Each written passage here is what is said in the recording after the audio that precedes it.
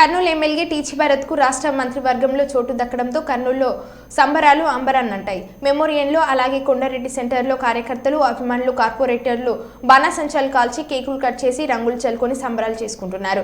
కర్నూలు నగరంలో ఎక్కడ చూసినా జై టీచీ భారత్, జై టీచీ భారత్ వెంకటేష్ అనే నినాదాలతో సందడి చేశారు. ఈ సందర్భంగా టీడీపీ నాయకులు మాట్లాడుతూ ఇన్ని రోజులు రాక్షస పాలనకు గుడ్ బై చెప్పామని, ఇప్పుడు మనకు అన్ని మంచి రోజులు, మనకున్న కష్టాలని ఇక్కడి నుంచి తొలగిపోతాయని, కర్నూలు జిల్లాని, కర్నూలు టౌన్ ని ఎంతో అభివృద్ధి తీర్చిదిద్దుతానని, టీచీ కుటుంబం ఎప్పటికీ ప్రజలకు అండగా ఉంటుందని వారు తెలిపారు.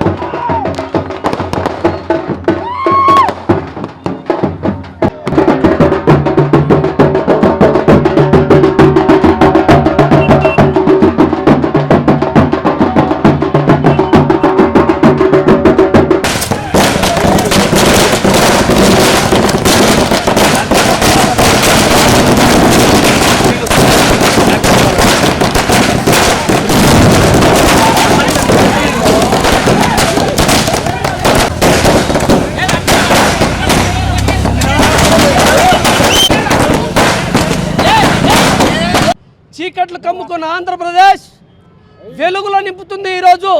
ఎందుకంటే గతంలో రాక్షసుల పాలన నుంచి ఈరోజు స్వర్ణాంధ్ర కర్త అయినటువంటి చంద్రబాబు గారు ఈరోజు సీఎంగా ప్రమాణ స్వీకారం చేయడము, ఆయనతో పాటు 24 మంది మంత్రులుగా అత్యుత్సాహంగా మంత్రులు ఈరోజు ప్రమాణ స్వీకారం చేయడం జరుగుతూ ఉంది.